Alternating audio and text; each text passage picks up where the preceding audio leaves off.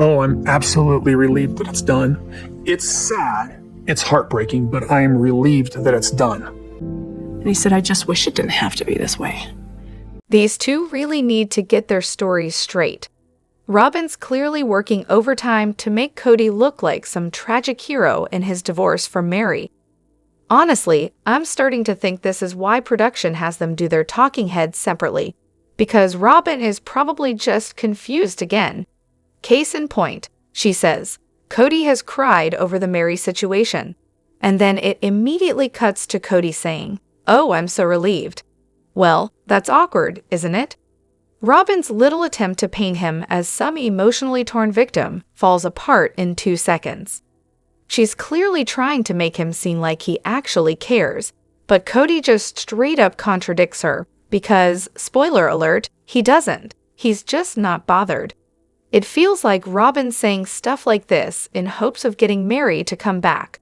Like she's holding on to some fantasy that Meri will hear this and think, "Oh, Kody's a broken man, I'll return." And honestly, I think that's part of why Meri stuck around for as long as she did. Robyn probably filled her head with all these false hopes. At this point, I'm honestly surprised Kody and Robyn haven't just left the show entirely, given how dirty production is doing them. I mean, they're exposing their lies left and right. It's almost like production's out here trying to roast them. We've got so much to dive into today, so let's not waste any time. Let's jump straight into it. Hey everyone, what's up? It's Elena here, and welcome back to my channel Reality Nexus X. Meri's right to feel uncomfortable with Kody seeing her undressed is completely justified. Honestly, if Kody didn't want to see her body, then he shouldn't be entitled to access it, especially considering how little effort he's put into their relationship. He wants to stroll in and see her like a devoted husband would, but let's not forget, he's been emotionally absent for years. It's not just about the lack of intimacy. He flat out told her he didn't want her. So, expecting her to be okay with him barging in whenever he pleases, that's pure arrogance. The nerve of Kody, thinking he can come and go as he likes, without lifting a finger on his end to repair the marriage. It's not about patriarchy, it's about plain old misogyny. He just takes, without ever considering her feelings or boundaries. Remember that episode where Kody just waltzed into Meri's house without even knocking? Classic Kody move. Strutting in like he owns the place, like she's still his wife. Spoiler alert, she's not. A woman has every right to privacy, regardless of the state of her marriage. No one, not even a husband, has the right to see her naked body without her consent. Period. Kody's behavior is the epitome of disrespect, and it's maddening. Robyn, seriously, no one is jealous. No one cares that you found a new church for your daughters to marry off in. And no, you didn't have expectations that were too high for your sister wives. You found a family you could manipulate, locked in a legal marriage, drained their finances, and contributed absolutely nothing. It's mind-blowing how this woman's narcissism fuels her perpetual victimhood. She took advantage of an entire family emotionally, financially, and psychologically, and now she has to play the victim to keep any public sympathy. It's gross. I mean, expecting the other wives to put up with Kody treating them like trash? Yeah, that's a bit much. Kody and Robyn tried to sell the whole sacred loneliness act, like it's some kind of blessing to be ignored and discarded by their spiritual husband. I almost died laughing when Robyn claimed she had too high expectations of her sister wives. She literally played the victim every time she didn't get her way or whenever anyone dared to complain. I really wonder if she thinks she's fooling anyone or if she just likes hearing herself say it. And yeah, I'm so jealous that I've never had a husband come home smelling like another wife's leftovers, nor have I ever gotten to admire his stunning, gleaming noodle hair perched on top of his beer belly, tucked so nicely into his snug little budgie smugglers. Oh, how I'd love to watch him flex in a pond of prairie piss, showing off those milk-white, flabby arms. Robyn really is living the dream, isn't she? What a stud she's got. Oh wait, did I forget to take my meds? Hold on, I'll be right back. Honestly, even if Robyn didn't mean for things to turn out the way they did, it's still baffling that she hasn't acknowledged how it looks, because, let's be real, it looks like she came into an established family, snagged the legal wife title, kept her kids separate, didn't pull her weight in, group childcare, never contributed financially, hello MSW, and then constantly complained to Kody about her relationship with the other wives. Not to mention, she was a terrible friend to the one wife she was close to. If you won't listen to her emotions, the objective facts speak for themselves. It's excuse after excuse. Hope she and her daughters enjoy church and those other Christian men, I guess. Lol. Without Robyn, the original 3 wives might never have woken up to how badly they were being treated by Kody. So in a way, it's a good thing she came along. At least, she helped them snap out of their delusion that they had to stick with Kody forever. But seriously, there's nothing to be jealous of. Her house is a disaster. Her decorating is atrocious. She's a hoarder. She gets noodlehead all to herself, lies at the drop of a hat, and cries whenever it's convenient. What exactly is redeeming about her, again? Oh right, she can lay out a mean watermelon on the kitchen floor. What a talent! I think I'm officially done with Sister Wives. I'm on my second rewatch, all the way from the beginning, and here I am, season 11, and I just can't do it anymore. The warning signs are too obvious now. The empty stares during the couch chats, the endless contradictions, and the blatant lies. It's honestly hard to keep watching. I would love to keep up with the OG3 and the kids, but I'm absolutely done with Kody and Robyn. The latest episode in season 19 is so painfully transparent. Obvious attempt to redeem themselves and grab some more airtime. But those poor daughters, it's just too hard to watch them anymore. I know, it's like a train wreck, and part of me wants to keep watching just to see what happens next. But at this point, I think my life would be better if I just let it go. Anyone else feel the same way? I watched it all over again this summer, and after joining this sub, I can't believe how blind I was before. It used to be just one of those guilty pleasures for me, where I was genuinely fascinated by the whole polygamy thing.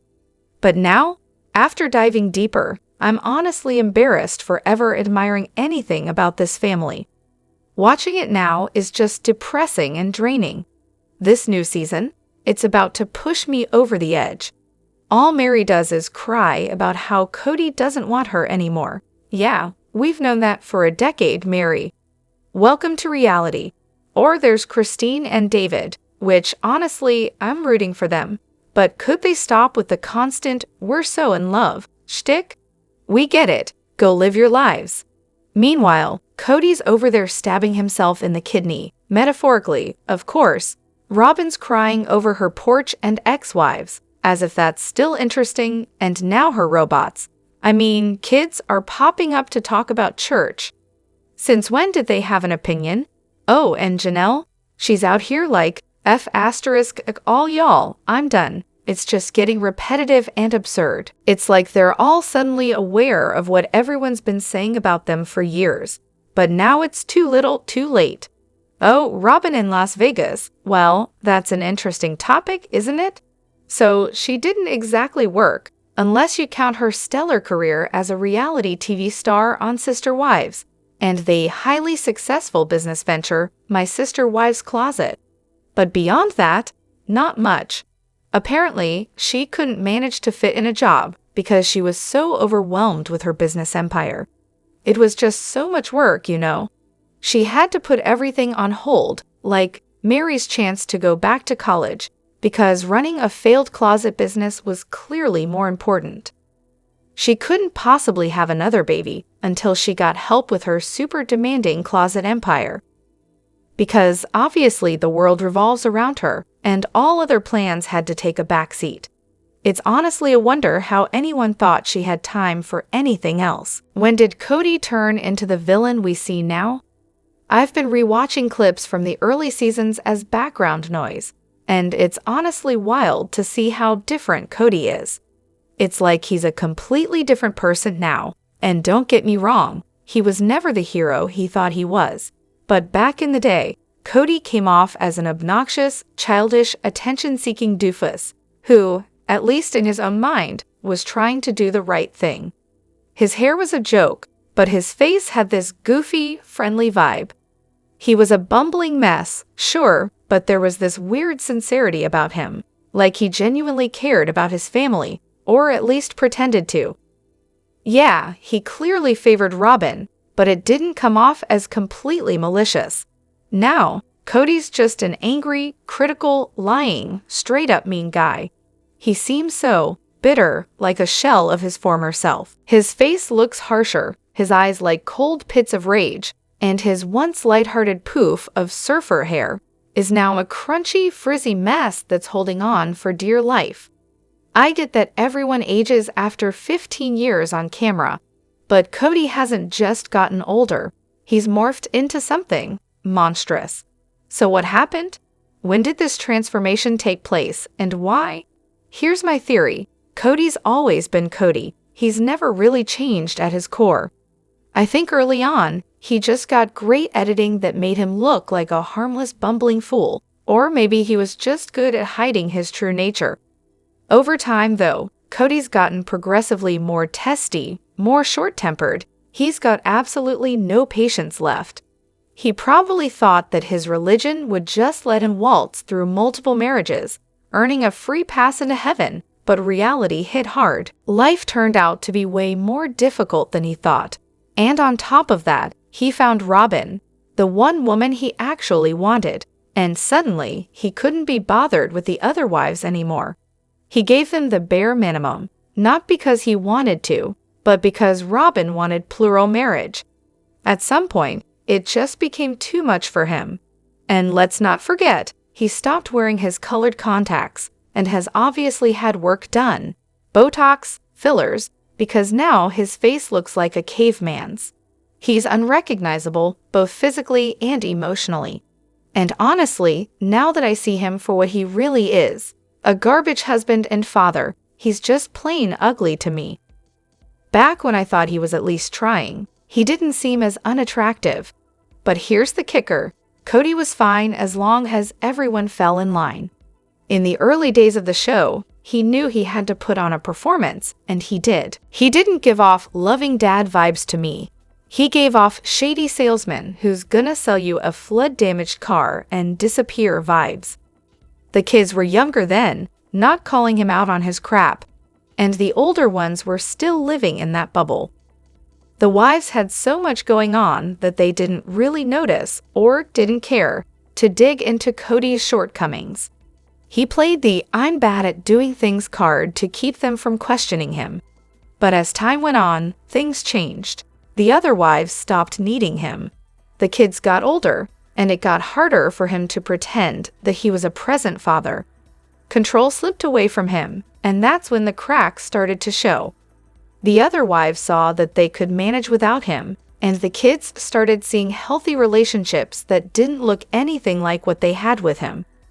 It seems like they started calling Kody out on his behavior, and instead of owning up to anything, he took it as a personal attack, which only made him angrier. Kody was always this person. He just dug deeper into the hole over the years. As the family became more independent, the kids grew up, and the wives had fewer worries. Kody became more and more isolated, and more bitter. Now he's this angry, bitter shadow of the man he used to be. And honestly, I don't think anyone's surprised. Okay, so here I am, watching Season 3, Episode 1 of Sister Wives for the first time, and let me tell you, it's an emotional roller coaster. The scene where they're talking about the kids joining the church youth group. Classic. Janelle and Meri, in their infinite wisdom, think this will be a great social opportunity for the kids. You know, make some friends, have a little socializing. Totally innocent, right? But then the kids, bless their hearts, actually respond well to the idea. Madison, in particular, drops a bombshell on her dad, saying, "I don't really like your religion." I'm sure Janelle was ready to choke on her coffee at that moment, and honestly, who could blame her? Because then, out comes Robyn, with her oh-so-sophisticated way of handling things. She gives this lecture to the kids about how they can choose their religion when their frontal lobe is developed, because, sure, that totally applies here. These kids weren't being disrespectful or rebellious. They were just being open-minded, like, hey, we just moved to a new place. Why not meet some new people? But Robyn? Nope.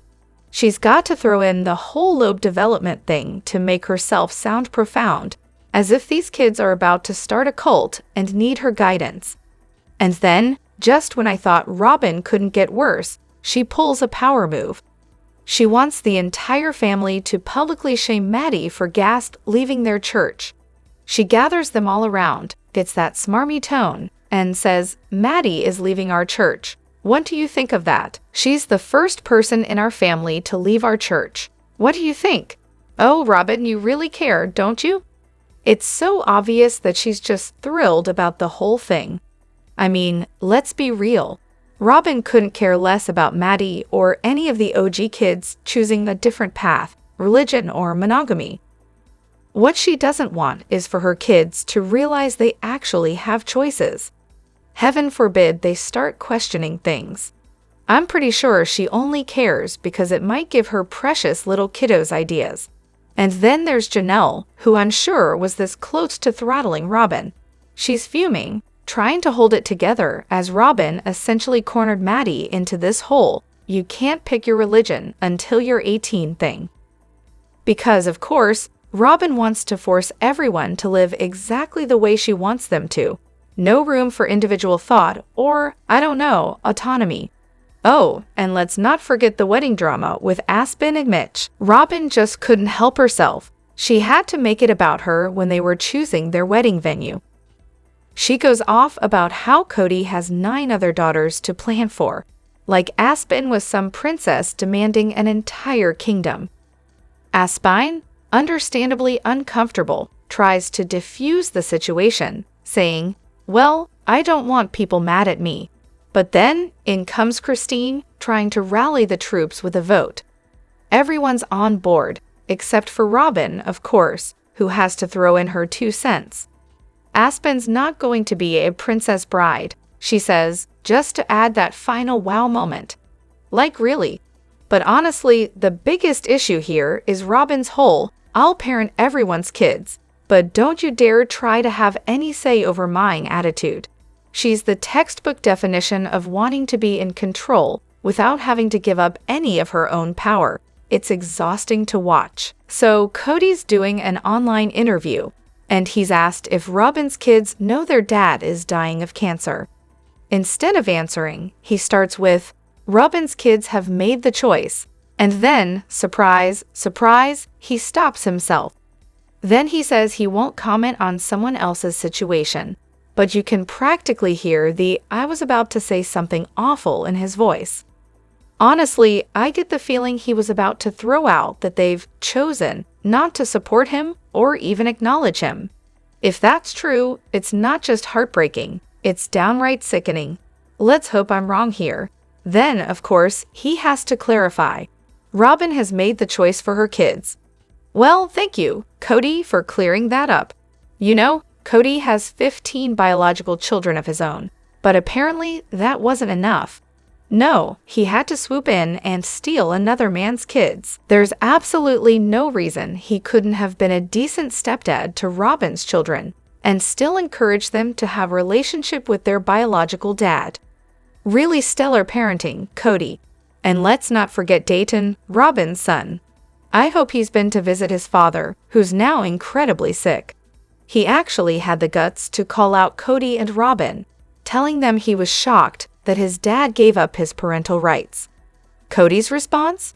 Well, he said he'd hug Auror because she seemed excited about the adoption. Yeah, nothing says emotional depth like that.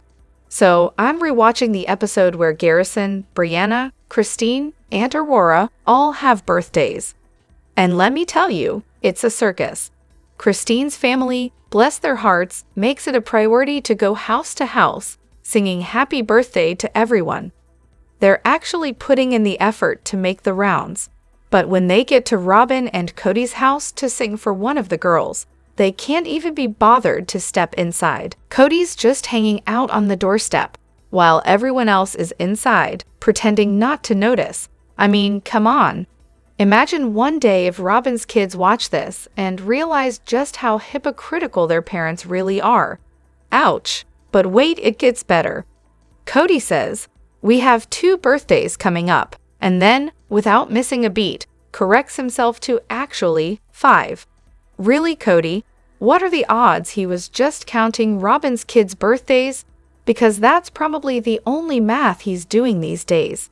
And don't even get me started on how Robyn and Kody couldn't muster the energy to wish Garrison a happy birthday. But when Christine and her girls showed up for Brianna or Aurora's birthday, singing their hearts out outside, Robyn suddenly remembers that she has kids and takes them to sing for Truly. Funny how that works, right? Had Christine not shown up to one-up her, Robyn would have never bothered. But heaven forbid she gets shown up on her own turf. Classic move. Let me know what you think in the comments. Don't forget to hit that like button and subscribe to my channel. I'll see you in the next video. Take care and much love to you all.